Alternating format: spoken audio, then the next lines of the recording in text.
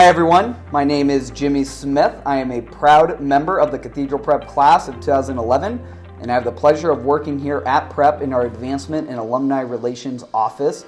Welcome to episode number 106 of the Rambler Podcast, where we are passionate about sharing what makes Cathedral Prep the standard of excellence. And today I'm excited to have somebody on who's a guest that knows what it means to be passionate about Cathedral Prep. His name is Keith Blazek. Keith graduated from Cathedral Prep in 2009, and during his time here at Prep, Keith was a standout two-sport athlete in both baseball and basketball. As a senior, he earned the prestigious David Tyzinski Award, recognizing him as Cathedral Prep's top two-sport athlete, and was selected to compete in both the city, county, baseball, and basketball all-star games.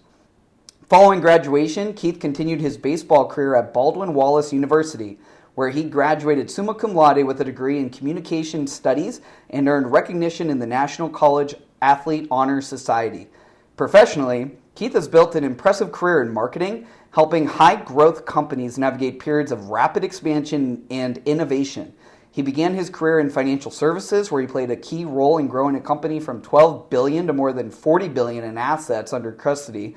Along the way, he helped launch an online investing platform, one of the first cryptocurrency platforms for IRAs, and a book that reached number one in 2 Amazon categories. In 2021, Keith made the move to San Diego to become the first customer marketing hire at Classy.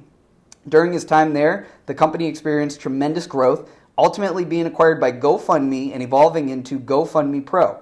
While there, Keith helped scale customer marketing during a period in which the platform more than doubled its annual nonprofit donation volume from $1 billion to $2.6 billion, supporting organizations around the world. Today, Keith brings more than 14 years of experience across product marketing, go-to-marketing strategy, branding, SaaS, fintech, and customer marketing. At the heart of his work is a simple but powerful belief that words have the ability not only to describe reality, but to shape it. So all that to say, Keith, welcome to the podcast, brother. Yeah, Jimmy, thank you. What a gracious intro. And it's exciting to think back and look back and go down memory lane in some of those times at Prep. So excited to be here and ready to get started. Yeah, man, it was pretty cool. I always appreciate doing the tour of the school before we sit down to do the podcast episode. It's like nostalgia and all the memories walking through the halls.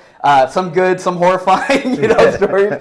But nonetheless, it's fun to be able to show you your first time back on campus. What'd you think? Yeah, so much has changed. It's a beautiful campus, beautiful building, and it's just amazing to see how the school has continued to evolve and grow and advance and bring new experiences and new formats. Like I'm still stuck. You saw me when I saw the outdoor patio. Just went back when I was at Prep and there was no AC, and it would just the idea that you could maybe go outside and get some air while you're in class is pretty exciting. So, and obviously, now there are women in the building and the girls and boys school combined. So a lot's changed, but it's really fun to get back here, but a lot is still the same. The bricks, you can still feel the history and the tradition that are imbued in these walls. So it's really cool to be back. Do you remember how exciting it would be when Don Hall got on the speaker and he would say, "Boys, you can unbutton your top button, loosen your ties." Yeah, that was the extent. Now you said that they can wear polos. So if you were smart enough, you could have your tie hide that your button was never buttoned. That's right. But getting the officially sanctioned move is awfully great. Yeah, those early September days in the school year, those late, May, June days, you'd get an exclusion sometime during the fall. But those are always, the things I think of, that day-to-day camaraderie, those fun things. And, I always appreciate walking through the Prep gym because it looks exactly like you and I left it. It smells just like you and I had it, but it's like nostalgia overload when you walk through that. Yeah, I think the Prep basketball, just having spent so many hours in that gym, and when today, as we're here, there's a Prep basketball camp. And so I went to the Prep basketball camp when I was a young boy, before I went to Prep, worked the Prep basketball camp, and remember doing that while I was playing here. And so to see that that's still going on in the same exact gym definitely brought back a lot of really good memories. And it's cool that it continues to be a staple in the community. And that kids are coming in still hooping. That's right. It's really great. Yep, the team had a great year last year. They're looking to build upon that success, and it's neat to hear you talk about how when you were a kid, you were going to those camps, and you were already kind of bought into that prep culture. And one of the first questions I always like to ask the guests is, why'd you decide to attend Cathedral Prep? But it almost sounds like there was no other option for you. Well, actually, interestingly, it was a huge decision. Really? All right, share, please. I went and grew up in Harbor Creek, and so I went to Harbor Creek public schools and public grade schools all the way, from kindergarten through 6th grade, and then went to the junior high, 7th and 8th grade, and we had really good sports teams growing up. These are all my best friends. Yeah. But my older brother Mark was the year before me, and he was quite the basketball player, and was getting recruited pretty heavily. But it was a huge kind of thing, at least in the Harbor Creek, of like, if the Blazeks leave, like that's not good. We want them here for baseball. We want them here for basketball. Right. And so I was really like, Mark ended up going to prep and was on the varsity basketball team his freshman year, and so and they went to the Final Four, and so traveled and saw that, and that obviously, seeing that, like, that's just another level of excellence, and just the cheering section and everything. But I still was torn because all my best friends were there. The idea of going a new school, I didn't know anybody, and I remember writing on a notepad, like doing a decision matrix of like Harbor Creek and prep, things that are pros, cons, how do we do it? Ultimately, I ended up deciding, and it was the absolute best decision for me, but that if you want to push yourself, like, this is the top of where you're going to do it. And so from an athletic perspective, all right, I'm going to see if I'm going to go to prep and see if we make the teams, and you never know, and when it's the whole city coming through. But also academically, it was definitely a sense that in order to reach my fullest potential, I needed to get outside of my comfort zone, and I needed to go somewhere surrounded by other people who there's a certain caliber. And so ultimately that was what drew me, was kind of the accumulation of all of those things, the excellence in sports, but also, and you see the graduates, and so it's like, all right, I think this is the right move. But it was a tough one. I remember agonizing over it, and when you're in 8th grade, your best friends, and you're just like, are you ever going to see them again? You still see your friends, right, but it was, I grateful to make that decision. It was definitely the right one, and that's paid off and has been reinforced for the decades to come. Yeah, that's right. Yeah. It is funny when you think back to those years. Hearing your excitement and passion walking through the halls, I would have thought it was a no-brainer that you were going there. I knew your older brother had gone here too, and I assumed that was the answer. But it's cool to hear that. No, it actually, you had that decision matrix. The colors matched up, so that was orange and black. That was the nice thing. I didn't have to swap out my wardrobe. That's right. Yeah. And then to hear kind of you go through that process as like a 13, 14-year-old kid of making that big decision to commit ultimately to, kind of against the grain from where your friends were going, and decide to come here and challenge yourself. And obviously, like you said, it paid off.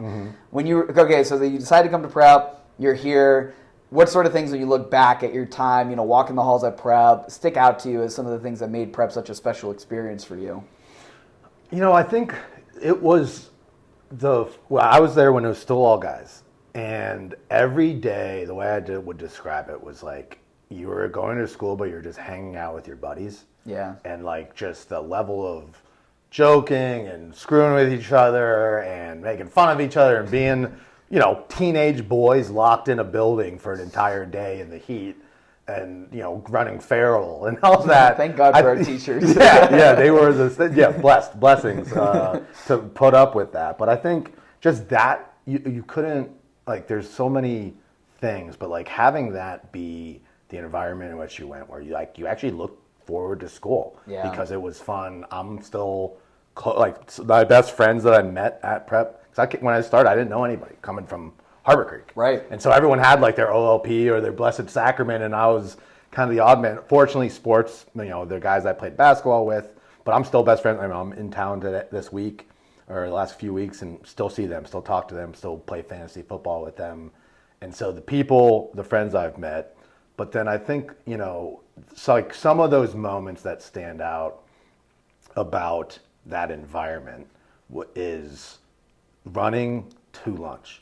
And Chef Frank Cirillo was cooking up just obscene lunches that were just incredible. Fettuccine, you have the soups every day. Week. Yeah, every the week pepperoni soup, cheeseburger soup, you know, chicken dumpling soup. He's doing fettuccine. And so every day, the lunch, as soon as that bell, people would sprint full speed. And if you had to get out of the way, it'd be like the running of the bulls. And through the tunnel, where the murals used to be, into the basement, sprint in line. And then, you know, as a freshman, they're terrifying. And like you're getting blown out of the way by the seniors.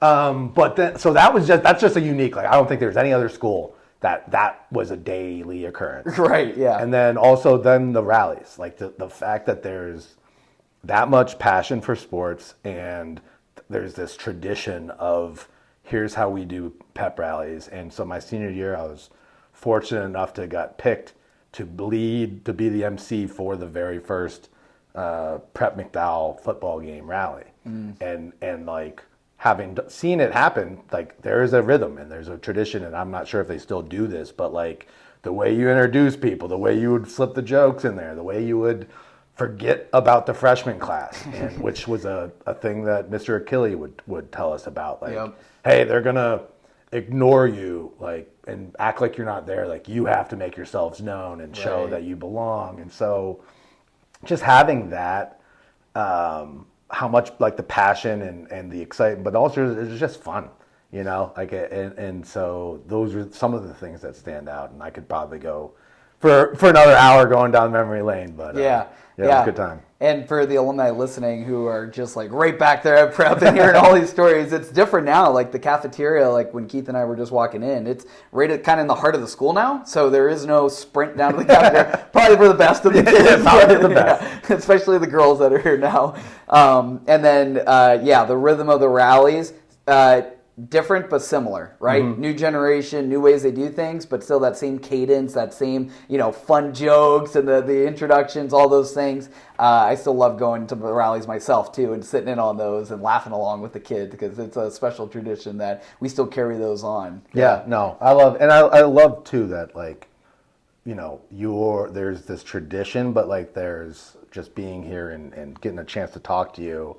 There's this also a keen sense of evolution. Yeah. And like, it's not just, hey, this is how we were doing it in, you know, 1995 or 2009, but like, and so how do you keep the things that make this place unique and special and have, you know, that connection through the generations of all those that came, but still finding new ways to express it and within, you know, the way that it makes sense now. And just, you know, the people who go here. That's who it's for. You know, I'm not in the walls every day, and that's so right. It's their traditions that they get to create and shape and make and pass down, which is cool to see how it's evolved. But it's great to hear that they still. Those are the things I think about all the time. Is how do you take those traditions, but you know, carry them over to the current generation of kids? 'Cause at the end of the day, we can sit here and talk about our stories all we want, but it's about those kids in the building now. It's those kids at camp that are running around in the gym that will be here 5-10 years from now. So yeah, that's exactly right. And you know, we read in your bio, you were a stud athlete here at Prep. You did your thing on the court and on the field. When you think about your experiences, you know, on the diamond or on the court, what are some of the memories that you have from being an athlete at Prep that really stick out to you?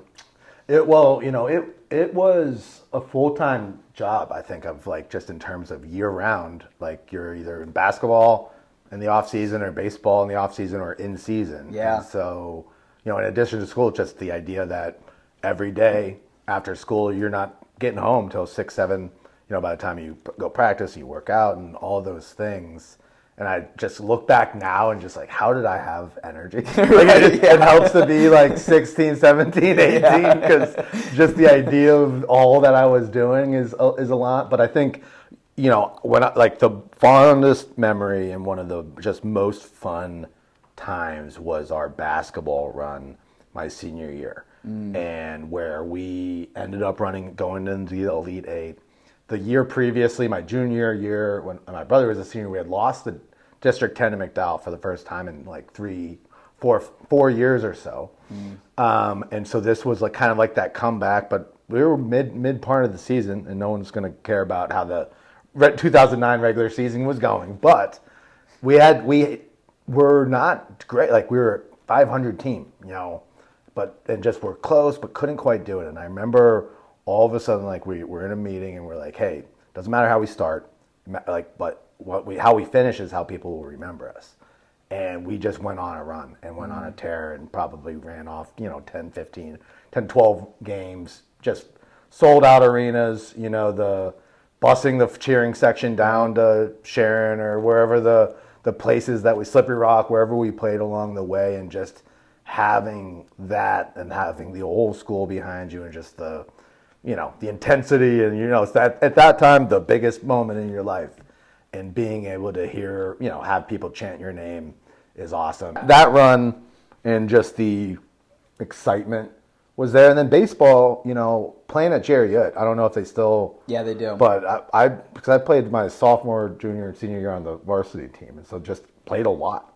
And it's not many other schools are doing that, and it was beautiful field. And, you go from Gate of Heaven Cemetery or Ainsworth to fielding on a minor league baseball field. It's like, oh, this infield's a lot. Yeah. Like, not a whole lot of bad hops. That's right. Yeah. Great games there, and I'm still in touch with some of those guys, but also I think like just driving out to the Gate. Yeah. Like that was a process, and we'd stop at the country fair and get snacks and stuff, and the 25-cent or Brandel's in the winter. Yes, exactly. Right. Yes, exactly. So I think, but with me, sports. Obviously, like, I'm competitive, but, like, it's the camaraderie, just like I think prep. Yeah. And like we talked about when I was here about brotherhood, like, a team is a microcosm of that brotherhood. Yeah. Where it's like it's just us in this locker room. And it's, you're on the road, it's us versus everyone else. It's us just who are in this dugout in this clubhouse.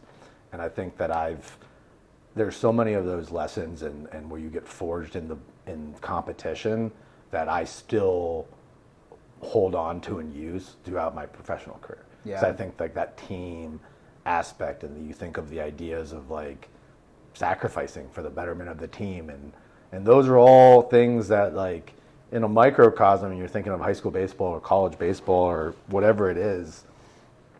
It's easy to say, oh yeah, but like those are the types of things that when you are on a team in business, and you want to do it this way and someone wants to go the other way, and like how do you build that, but also how do you build a culture of, hey, we're all in this together, you know, when everyone is just an individual in their career. And so there's a lot of lessons that I think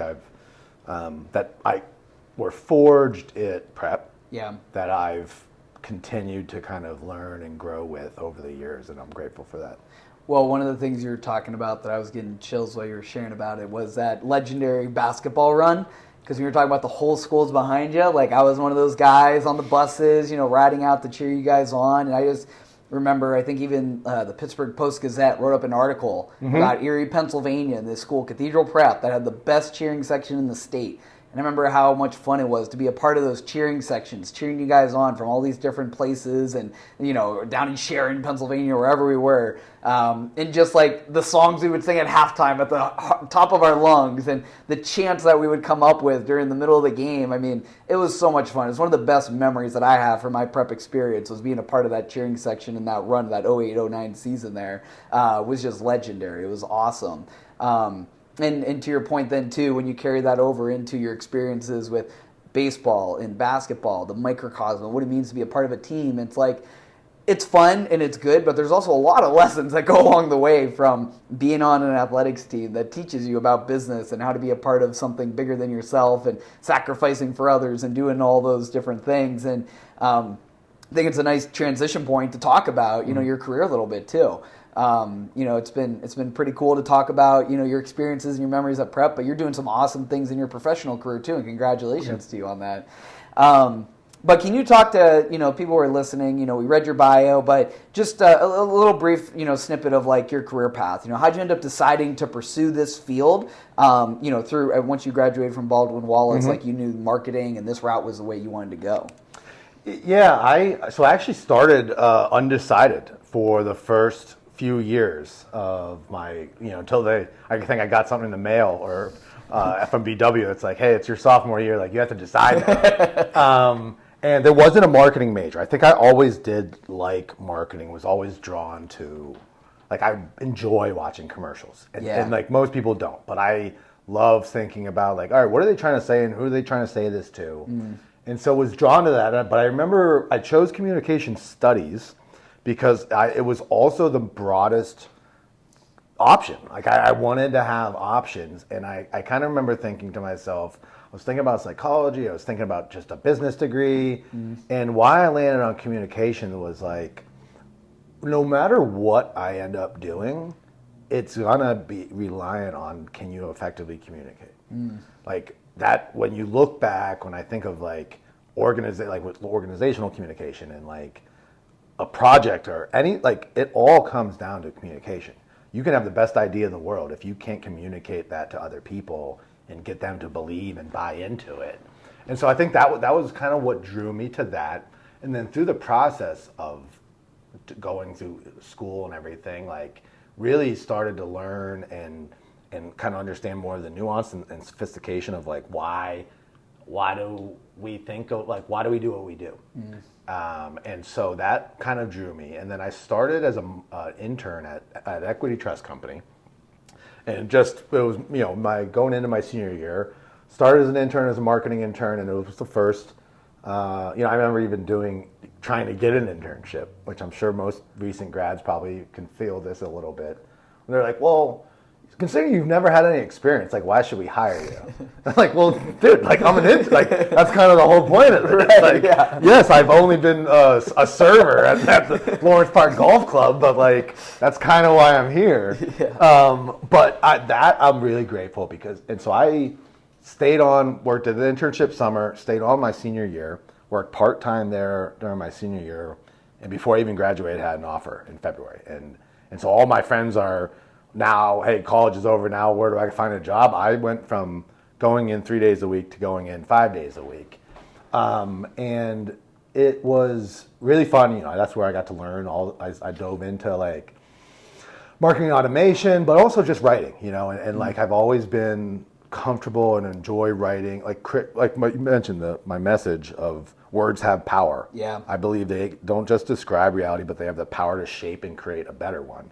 And I think the moment, the first time, so we were a financial services company, so self-directed IRAs was the business. Yeah, and I remember the first time that you come to this recognition that, holy crap, I just convinced this person in somewhere in the United States to change their strategy of their retirement account and move over retirement assets from their 401k to this purely through my own marketing and the words and they clicked the email that I sent. And like, when you see that, but also still holding on that, like, they're not numbers on a screen, like, that's an actual person. I remember the realization that, like, holy crap, like, I could get anyone on the internet if I put enough time into it to do something.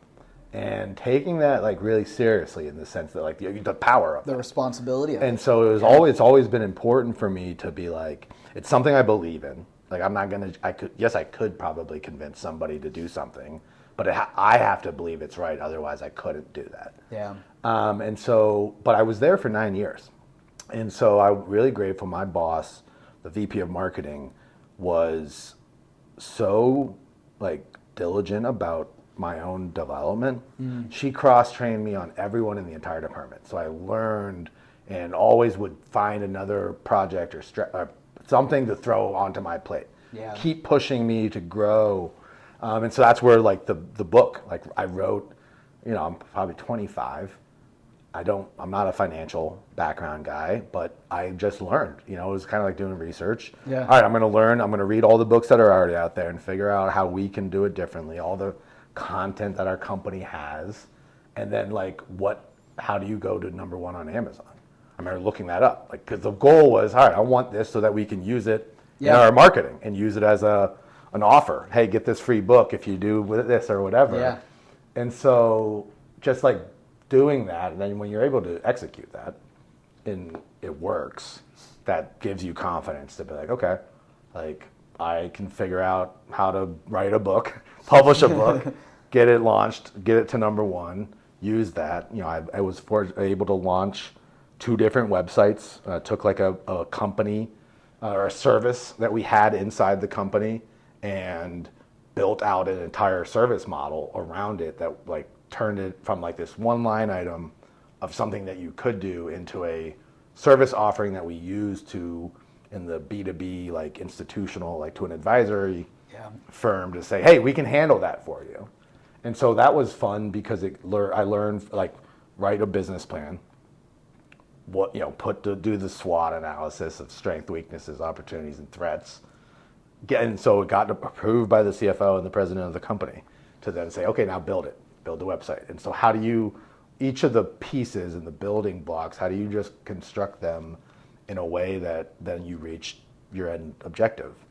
And so I think that's kind of was like the equity trust period before so 9 years, just kept doing that and learning. I was able to even travel and present. But I think one of the things that what I loved the most was the storytelling.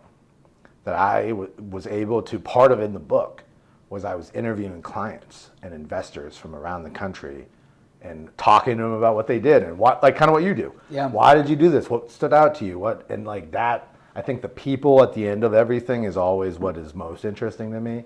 Like communication is just a medium and of exchange between 2 humans. Right. And I think that's why I love it so much, is because it's not black and white, but it's pervasive in everything.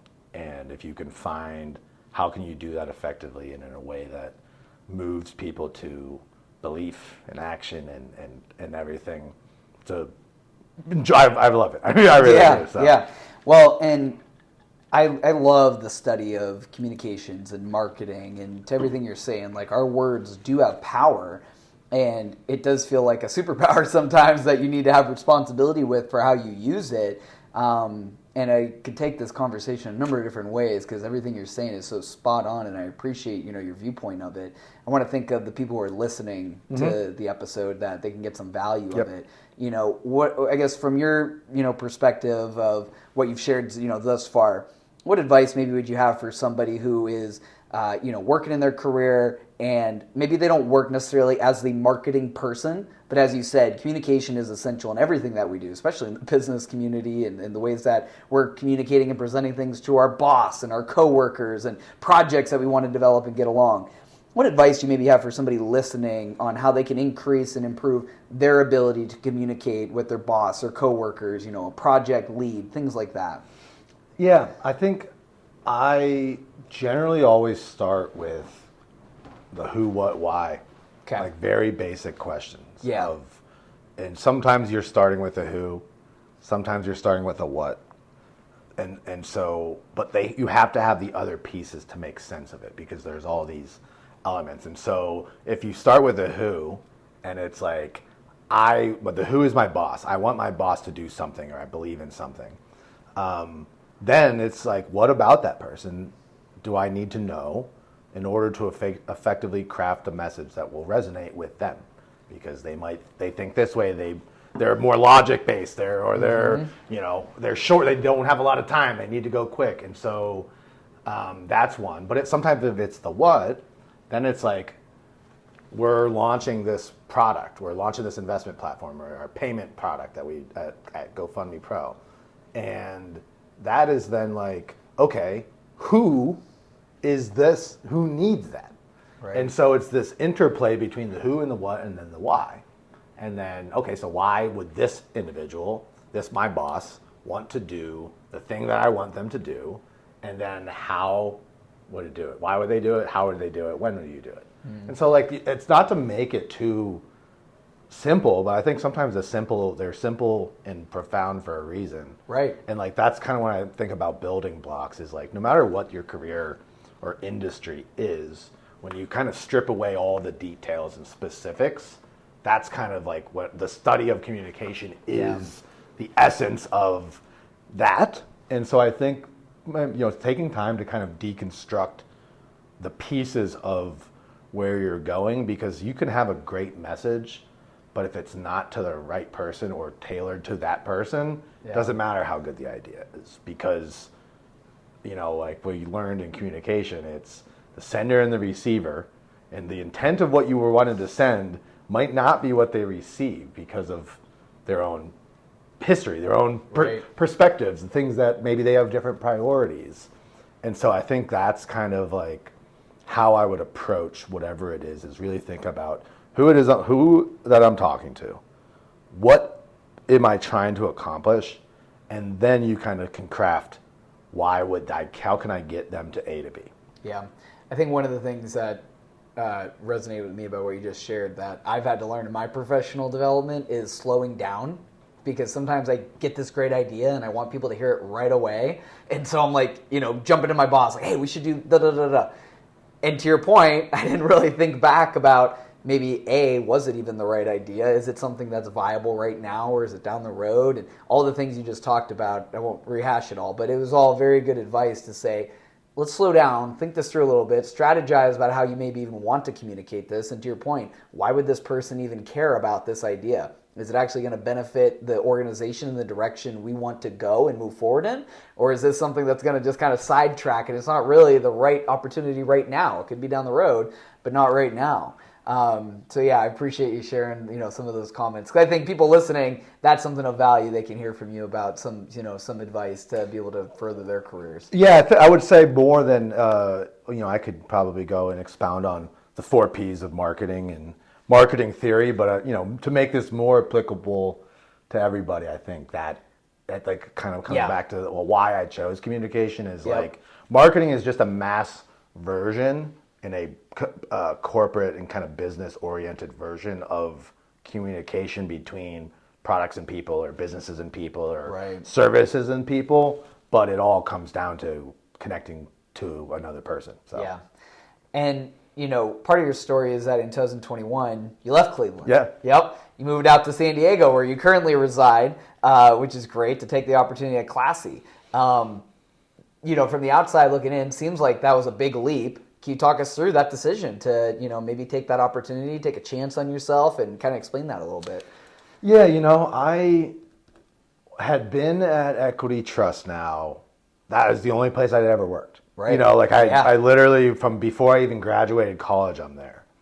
And the reason I stayed was I kept getting a new challenge, a new opportunity. I was getting promoted. Like, I always felt like there was something next.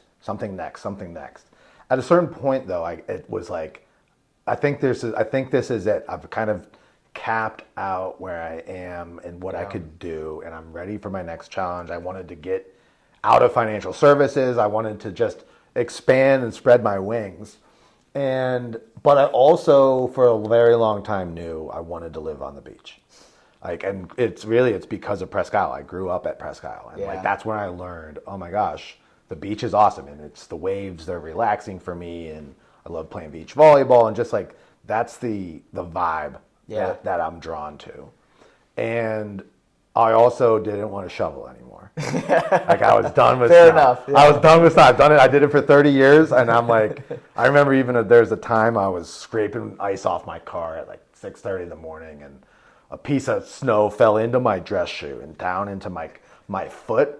And I was in the process of looking, and I remember just being like, gosh, I'm never doing this again. And so that was kind of the impetus, but I went on a nationwide job search, basically, of like, I'll know it when I find it. I still have a good thing, so I'm not in a rush. Right. And I say nationwide, but really I mean the South and West, South, where it's for everything in the middle. Yes, anything that doesn't have snow anymore. But I interviewed and even had offers from across Tampa, Florida, Charlotte, Texas, all the places in Texas, Phoenix, Las Vegas, Los Angeles, and the way I approached it was I'll just know it. I'll know it. I have the ability to wait and see and find the right fit, the right company, but also I was very understanding that I'm going to pick up my life and move, and I won't know anybody. Right. And so part of one of the things I was prioritizing was the company I'm going to. I wanted it to be a place where I felt like I would fit in, but there'd be more peers. It was kind of like recently a kind of startup, so like a lot more people who were around my age. And so that was what really drew me to. It was a really cool, exciting. They were literally, we had just got to our Series D financing. The founder stepped aside, handed off to a new CEO. We just got 120 million or whatever it was invested into the company. The rocket ship was taking off, and they brought me on to build the customer marketing, customer growth engine for they had just set up the post-sales organization. And so I remember in my interview asking, like, what does success look like? And the VP of marketing was like, I want you to build the demand gen engine into the customer base. And like the idea of creating things that don't exist before has always excited me. Like thinking of, here's the goal, we have no idea how to get there, figure it out and build it has kind of been a through line throughout my career. And so I took the leap and, packed up it was my house. If it didn't fit in my car, it was 2014 Chevy Malibu, it didn't come with me. But one of my best friends, Zach Hess, rode, so I had to leave space for him to sit in shotgun. But then we drove across country, had a whole trip of it, which was an awesome week of doing that. And but then landing in San Diego, and I knew once I got there, I was like, yep. This is exactly, it's December and I'm outside in shorts and I'm talking to people. I'm like, yeah, no, it's pretty worth it. Yeah. And then rub it in. Yeah. But then I think doing that but starting over at 30 was definitely a challenge. Sure. But I think part of what drew me to it again was I'm doing this intentionally to challenge myself. I never want to be complacent or feel like, hey, this is where I'm at. I'm done. Like I wanted this and I wanted to test, getting into a bigger markets. Like kind of, I thought of it as like, all right, we're in the kind of Cleveland market. We're kind of a regional company. Like I want to get into, where the big dogs are, and the big tech, and all of that type of thing, and test myself. Right. With that, because you never know till you try, and so that was a kind of a motivating factor as well. Yeah. What'd you learn during that time? I mean, not just from taking that jump, but part of your story is that you guys were acquired by GoFundMe and evolved into GoFundMe Pro. What was it like being a part of the organization, and what'd you learn through that process of, working inside those walls as that was happening? Well, I tell you what, I thought of it looking back, and it was like, I felt like we were sprinting for 5 years. There was never a period where things felt, all right, we got it now. Like now things are settled. It was always a new product to launch, a new campaign to launch, a new, goal to hit. Like there was just constant, always on, but also always changing. That, the nature of technology generally is always changing. And so if you work at a technology company, like things can happen very, very quickly. And so that was just getting comfortable with the chaos and finding clarity through chaos, I think is something that I really learned to hone and kind of figure out like, okay, all of this is happening, but like what really matters? What is the one thing that we're really trying to communicate? Because you can't do everything at once, but you can do everything in sequence. And so that's where I learned, I think, sequence is strategy, and kind of like our comment earlier about, hey, this might be a great idea, but like maybe not right now. Right. That's being able to hold those loosely. And also I think just the amount of change. And so change management, I think, was another thing that whether it was our customers, hey, change your entire fundraising tech stack, your payment gateways, your how you reach donors is a massive change. For internally, hey, you're moving from the demand gen team to the product marketing team, and hey, now there's a new head of product that you have to meet with, and so like there was always something. Oh no, now there's a new head of sales, and we've got this team, and hey, new project over here, we want you on.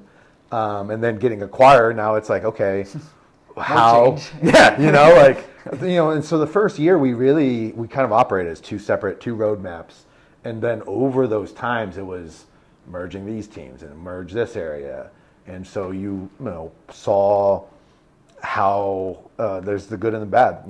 There's multiple rounds of layoffs and things over those years, but it was cool to see.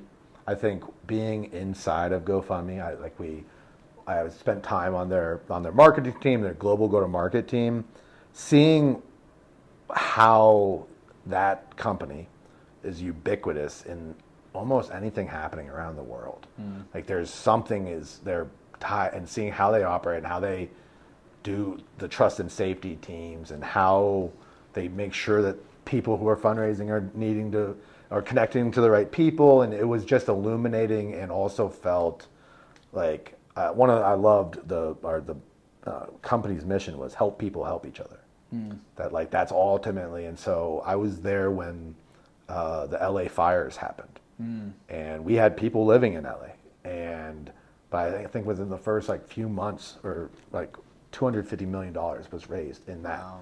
And so, but chaos, because hundreds of thousands are being stood up in hours. Yeah. And you're in a crisis response. And so just even learning from leaders and how they operate, and how you all crash against, hey, we open up a Slack channel for this and dive in, and kind of coming back to our comment about communication, how do you communicate things in high stakes, high pressure environments, but you don't have 30 minutes to explain.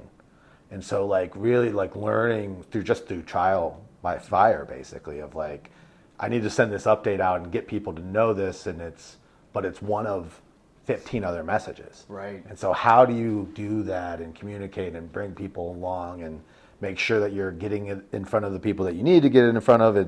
It was extremely valuable and fascinating to see, and also kind of back to this idea about change.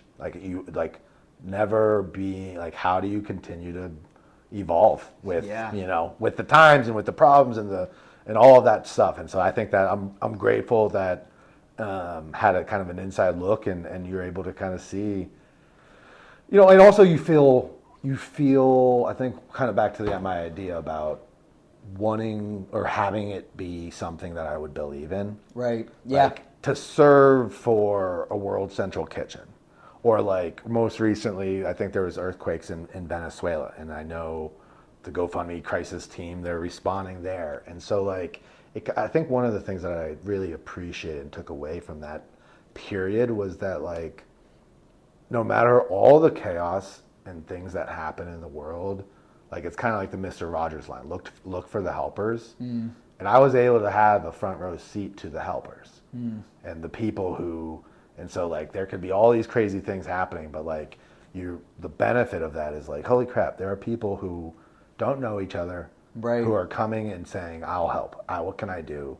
How can I help? Whether it's nonprofits that are flying in direct relief, or different ones that are flying in to be boots on the ground, whether it's the fundraisers. I think that was one of the things that I really appreciate, was being able to have that perspective and always kind of keep that, now carrying that with me of no matter what's happening, there's always the good. You can find the helpers. Yeah. And they're out there. You just have to look at them and find them and support them. So that was pretty cool. And it's cool to hear you talk about the amount of change you had to go through with the company, and just keeping up with that rapid pace of all the things that were, transpiring during those years. And, there's a lot of lessons that can be learned from that. And I think that's one thing I've learned through my years of professional work as well. It's as soon as you think, oh yeah, things are good, we're running smooth, surprise, something's happening and something's changing. And I think one of the areas that a lot of listeners can relate to as well is AI. That's a big change for everybody to take into consideration, no matter what type of career sector we're in. It's going to impact us one way or another. What are you seeing on the front lines of your world that you're working with in AI today? Wow. Yeah. This could be a whole nother podcast. That's really good, yeah. I will say the first AI product that we that I ever had an opportunity to work on and launch was called intelligent ask amounts, where it's using AI and to basically personalize what the donation form amounts would be based on where you are, where you're from, all the factors where, with technology, you can pretty much get a sense of, even the device you're using. You could, those are all, and so using those algorithms, that was the first, where I started to learn, and just through the product team and the people who actually build the algorithms, getting to learn that. And I think I have been ramping up, and so I remember the day they turned on Google Gemini in our work, and I remember thinking in that moment, this might be the last day of my entire life where AI isn't going to be fully embedded into my work. That it went from nothing to all of a sudden it's in your inbox, it's in your documents, it's in your, and it was just like an overnight switch. And I think that but the way I look at now, I use it. I think of them as extremely valuable tools in productivity, but I'm also leery of in my personal life and how I can use it. I think of it as if it can help me towards a particular objective or use case or whatever, that's great. But I've never been a fan, I'm not a tech guy, and tech for tech's sake, doesn't excite me. And so, but I've used it on some consulting projects and just even, the efficiency and be able to do research and be able to kind of stress test things. And it's almost like having a good editor, or a thought partner, where I'm like, hey, just this, and okay, take that and get some info. And so I use it a lot as a thinking partner more than a day-to-day doing it, because I said, the words, I do think that writing is to think, and to write is to communicate. And so I hold on to that, but I've loosened the grip a little bit, because it's over time I'm like, it's actually pretty good. But I'm very cognizant that there has to be a human. If your robot is saying something for my robot to read, we lose the connection. And so even if you're using AI to write, I have to be able to know that there's a person behind this. There's a point of view. It didn't come out of this ether of the J space of Claude or whatever. But I also I've seen just into the tech sector, just the layoffs after layoffs across all of the largest tech companies, and it's a lot of them are, you can see the future of work, the nature of work, organizational structures, I think are all changing pretty drastically, and no one actually knows. And so being comfortable with the uncomfortability of it all. But I have the concern side of me is I think of AI similar to how social media. So it's 2008-9 was really, so coming out of high school it was new, and it kind of just became everywhere. It's changed the world in so many ways, but I don't think that we're just now starting to grapple with what has this done, and the studies of kids using too much social media and how that has too much screen time, and I think that AI to me is orders of magnitude more, where I sense as a society and in the tech world particularly, they're always forward. And I think that this is one of those ones where it's just we don't know what the other side's going to look like, and so we should be a little bit more cautious and thoughtful and intentional about it, because I think 15, 20 years from now you might look back similar to how we look back, hey, maybe it wasn't a good idea to just to put your entire life out there and let anyone be able to find you from around the world and comment into your feed. I'm concerned that we'll come to a similar place, but it will be oh, maybe we shouldn't have just dumped all of ourselves into these machines and turned over control of decision making and things like that. And so it's interesting. For nothing else, it changes. I think that's the thing. The speed of the technology and the curve, the technological development curve, from it's only been a couple years since consumer ChatGPT became available. Right. And if you go from there to where we're at now, and particularly thinking of like some of the more industrial use cases, and like the labs, right, and everything, like I think it's happening fast, and it's happening underneath us, whether we like it or not. And so I think a part of it is like we should all be thinking about how you want to. Like it's going to be here, but like how can you start to think about where does this fit into my life or my job?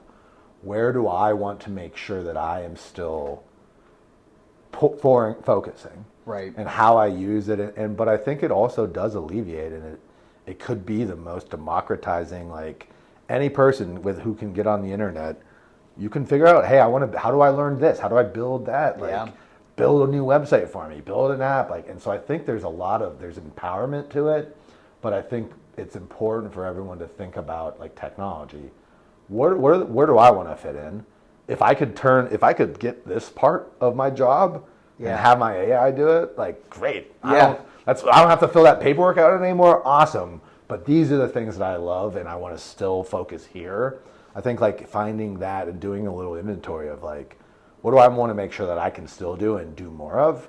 And then where are some parts of my life of, the life admin of scheduling even, like I know there are people who are building really exciting things just for their own, managing their family's calendars and things like that. And so, it'll be interesting to see, but that's kind of how I think about it, approach it. Yeah. I mean, it's very much in line with a lot of the, I don't want to say just thought leaders, but people have asked that question too, or in that type of world of thinking about AI and all the different utilizations of it.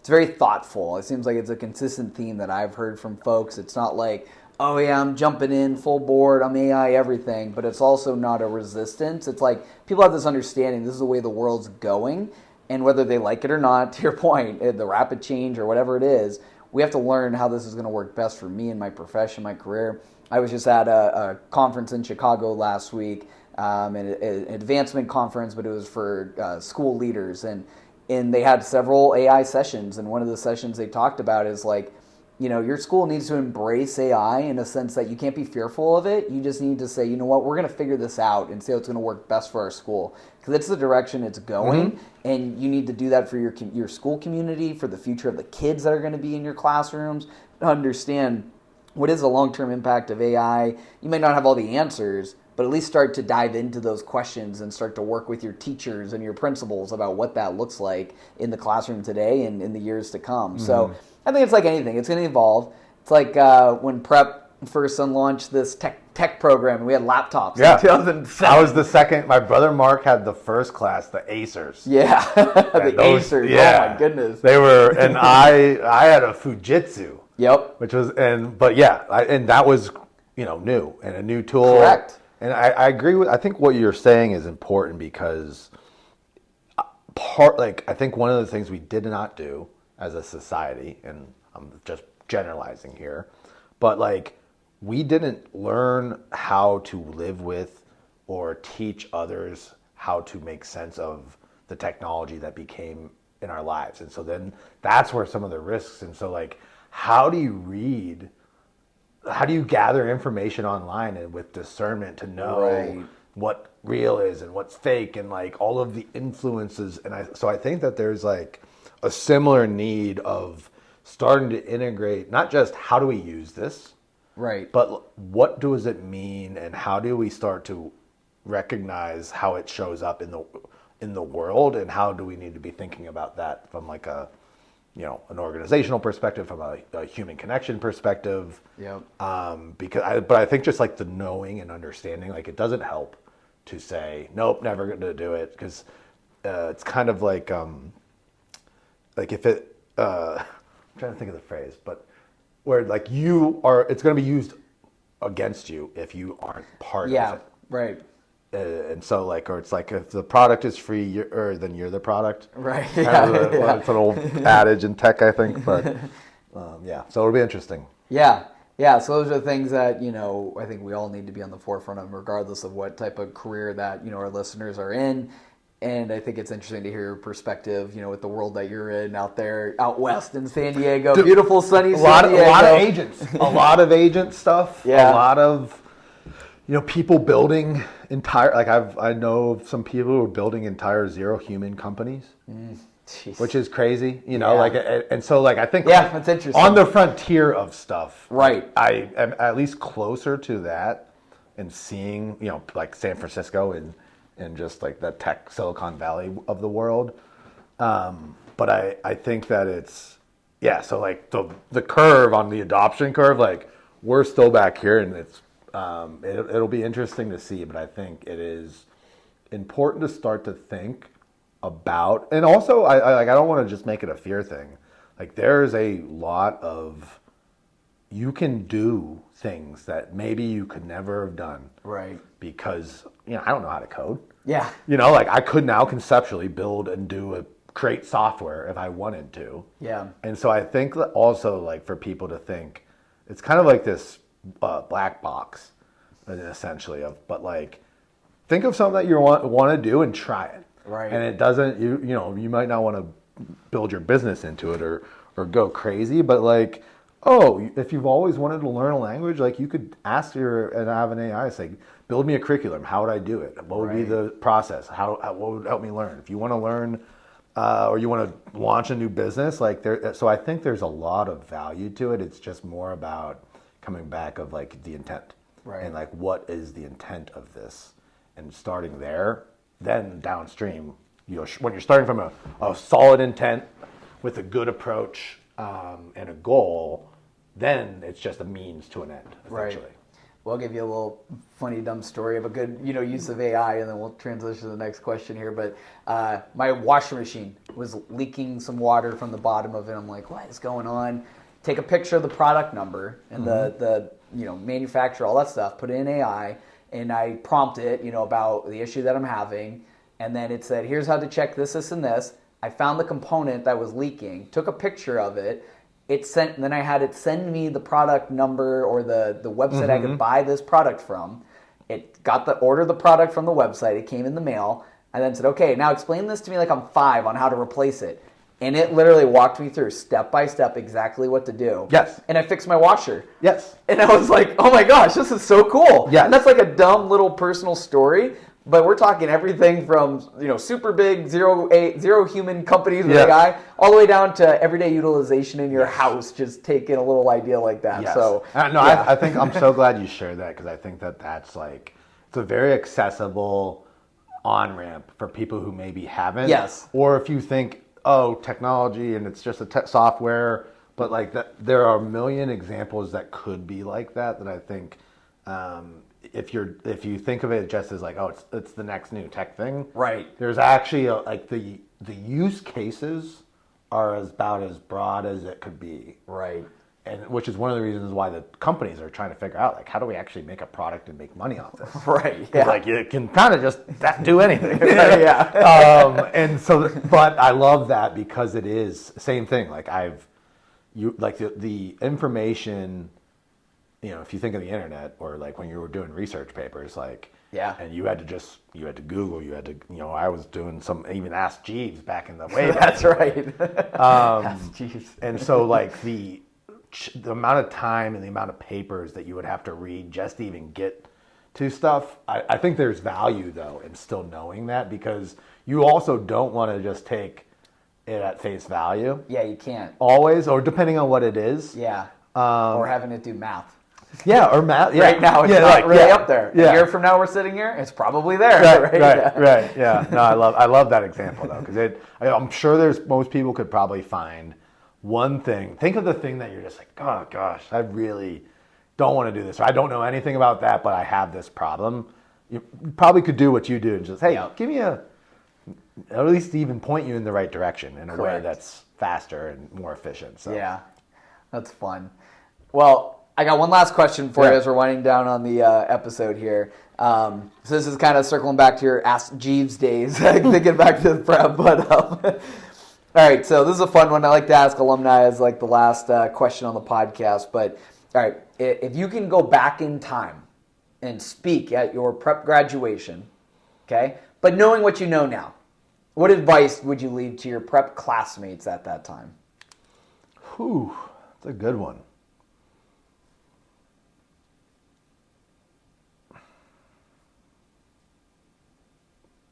I think I would talk to them about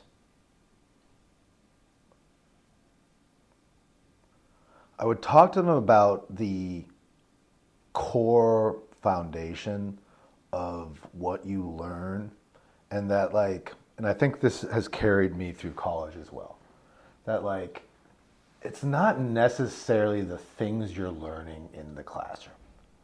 It's I do remember theories and things like that and different studies and all, there is value in that, but I think the most important skills, particularly in a changing world and all of the change internally of companies and across the whole society, it's problem solving, it's communication, it's overcoming adversity. These are these soft skills or how do you think? How do you deduce? How do you research something to figure out what's this versus that? How do you compare things? I think, rather than, do you remember, what you learned in geography? Do you remember the exact, a squared plus b squared equals c squared, Yeah. But it's not, none of those are the things that are most important unless you're in a highly specialized field. But I think the things to make sure that you focus on and take away, and the values that you'll carry with you through your life and your career, are the things that are you focus there and you do that, you'll be able to navigate the complexity of life and the changes of what's coming. That it's not it's actually how you learn and how you think and how you relate to people and connect with others and build consensus and coalitions and friendships and teams. That is the secret sauce that will carry you through whatever the future may hold. And I think that's probably what I would leave for the class. Yeah, I think that's outstanding, because it wasn't until years later that I thought about, math. That's always a joke. What did I need geometry for, in life? I never had to do this and that. But it's more so that skill, exactly what you're talking about. Problem solving, how to overcome those, adversity, mental hurdles, those things you learn in the classroom by communicating and working with your teachers and figuring things out. It builds up a lot of those soft skills that to your point, you can carry them over to your professional world and do all these different things. But it all starts with a core foundation that's rooted in excellence that we do here at Cathedral Prep. And those are the things that get you started in the right direction to help you advance in your career and do great things like you're doing. Yeah. I think too, never stop learning. I think that's the other thing, is always stay curious and still having a learning mindset, a growth mindset, because you're never going to be at the finish line. Yeah. There's always something ahead in some capacity, and so keeping that, I think is an important aspect of continuing to kind of grow as you do, and that you're going to be in the classroom for your whole life, whether it's an actual classroom or not. Yeah. And so embrace the novelty of learning and curiosity and learning new stuff and meeting new people and trying new things, moving across country. That's right. Moving to San Diego. Yeah. Well, that's awesome. Well, I think that's a great place to end this episode, Keith, and it's been a lot of fun. Yeah. Meeting with you, walking through the halls of prep, recording this episode, doing all the things that you're doing. Keep on doing great things. We're cheering you on from the shores of Lake Erie, here at Cathedral Prep. Yeah. Yeah, thanks, Jimmy.